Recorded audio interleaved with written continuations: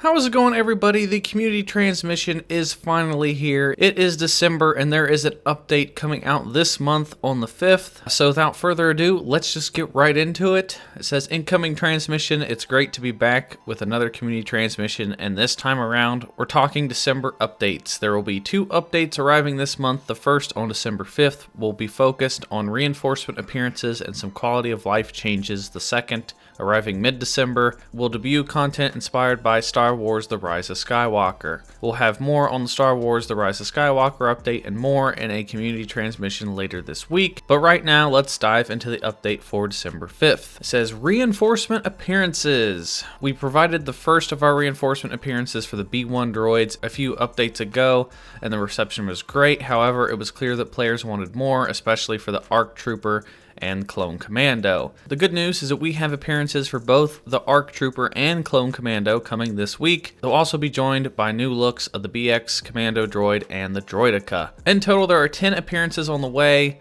with the breakdown as follows: 3 ARC Trooper skins, 4 BX Commando droid skins, 2 Clone Commando skins, and 1 Droideka skin. All of the appearances will be classified as rare and will be available for 20,000 credits or 500 crystals. The only exception is the Captain appearance for the BX Commando droid, which will be common and available for 5,000 credits or 150 crystals. The upcoming ARC Trooper appearances will be Black and Green, Lambent Seeker, the Blue and Gray Cobalt Hero, and the fearsome looking Black and Yellow. So these skins look pretty freaking cool, not gonna lie. Wow, I'm actually kind of impressed with those skins.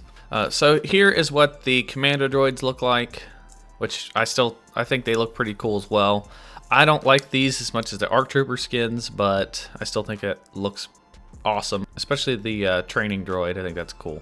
Then we have appearances for the Clone Commando. Honestly, I don't think these ones look nearly as good as like the ARC Trooper one. I don't like that tan looking greenish color for the first skin, and then the second one's just like a jungle camo. I know a lot of people wanted like a Delta Squad skin layout, which I knew they weren't going to give because that just doesn't make sense. But yeah, I'm not really too excited for the Clone Commando skin. That looks kind of ugly in my opinion, but let me know what you guys think. And then it says Droideka, finishing up the reinforcement appearances for this update. Droideka will also be receiving a fresh new look based on the training droids on Kamino.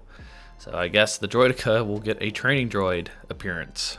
And then we're getting complete like UI overhaul, which is very interesting. It says, we are continuing our messaging tweaks in this update. While the damage reduction message has been positively met, we have also heard your feedback and it could be obstructive in certain situations. With this update, we have reduced the size of the damage reduction icon. We are also scaling it to automatically in size and opacity based on the distance of your target. This means that you can engage targets at long range without having the damage reduction icon cover in an area that's bigger than your target. This should hopefully alleviate most of the concerns raised regarding this messaging, but we also have included the option to turn this UI element off altogether. You will still be able to listen for the unique hit confirmation audio to determine that you're dealing damage to a target that has incoming damage reduction. Then it goes into details about the stuff they changed. It says damage reduction message, reduced the maximum size of the icon, scaled it, okay, and then you can turn it on and off. And then they are also changing the kill message. It says to avoid over messaging in the critical area above the crosshair, we have moved the kill message down below the crosshair, and then you can also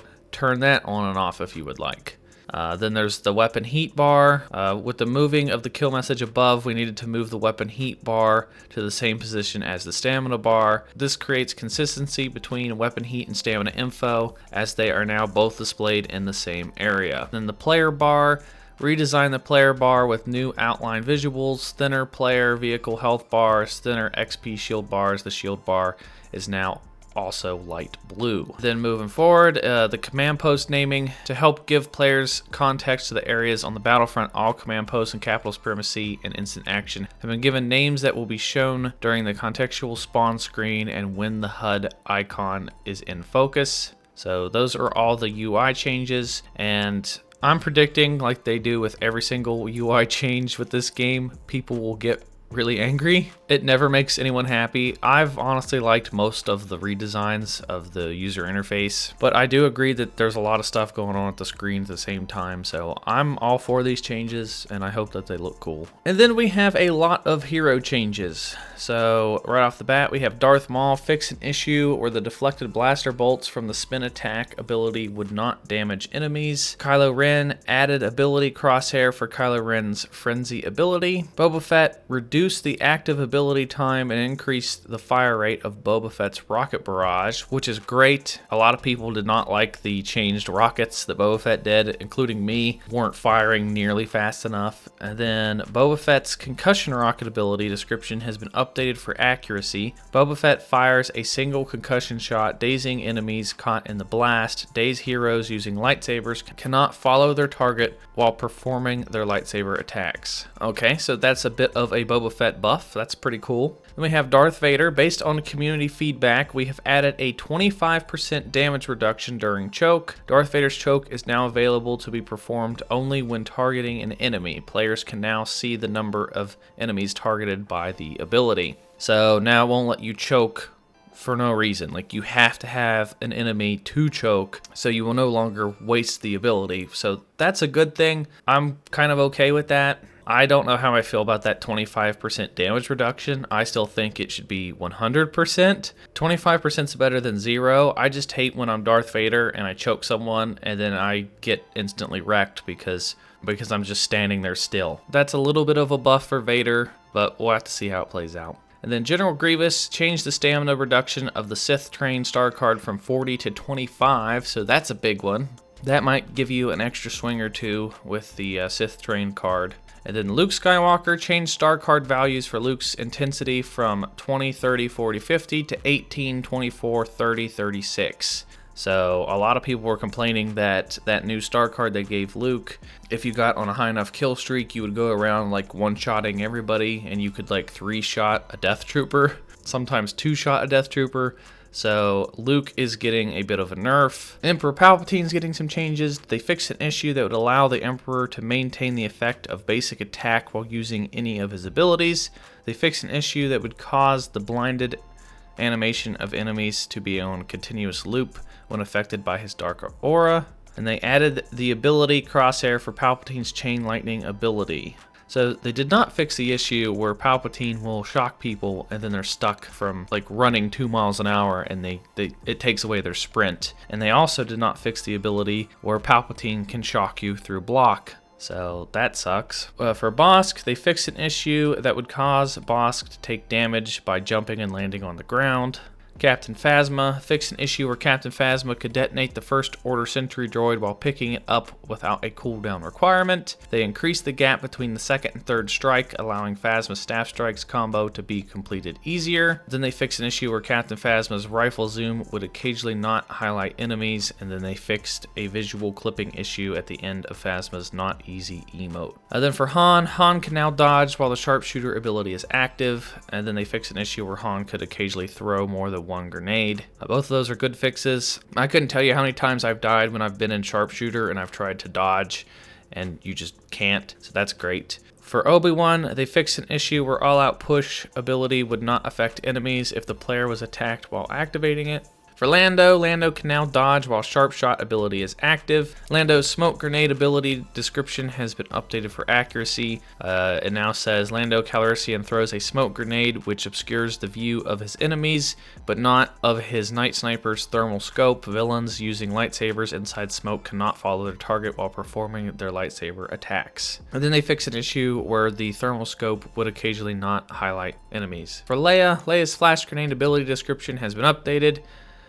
She now throws a flash grenade which detonates on impact, blinding and confusing enemies in a blast area. Blinded villains using lightsabers cannot follow a target while performing their lightsaber attacks. Iden fixed an issue that would cause the increased rifle recoil during Iden's pulse cannon while crouching. Fixed an issue where Iden's weapons would still be overheating during super success cooling when the cooled blaster star card was equipped. And then for Count Dooku's exposed weakness ability will now remove any extra health on the target. Fixed a visual clipping issue in the way Count Dooku holds his lightsaber. Added UI elements to show when Count Dooku has a critical strike available while the initiative star card is equipped. So that's a great change for Count Dooku. I love using that new star card that they gave him, but I can never tell when I had an actual strike available. And I love that exposed weakness gets rid of their extra health, because I couldn't tell you how many times I'd go in up close with Dooku and then an officer would buff himself and then he takes like an extra swing, or a Wookiee will take like an extra swing. And I would never use exposed weakness because it takes so long to use it, it's just never worth it. So this actually gives you a reason to use that ability. And then for Finn, they fix a visual asset clipping issue at the end of I can do this emote. Then they made some minor changes to like instant action and stuff. There were some just bug fixes. The AI can now spawn on command posts. They fixed an issue with the difficulty settings on instant action not correctly applying in game. And those are like all of the major changes coming that I've seen. There's a bunch of like bug fixes, but so this video isn't like a half an hour long, I'm not going to go over every single one of them. I will just link the patch notes down below for you guys if you guys want to check it out for yourselves. But that's all the major stuff that's coming, like those hero changes, we're getting those new skins, and just a bunch of bug fixes. So I think this is a pretty decent update. And this is just the first of 2 this month, so there's a lot of stuff coming. But let me know what you guys think down in the comment section down below. Are you guys excited for this update? What do you guys think of all these new changes? Then if you guys enjoyed this video, please give it a thumbs up. Be sure to check out another video. Subscribe if you haven't already, and I will talk to you guys next time.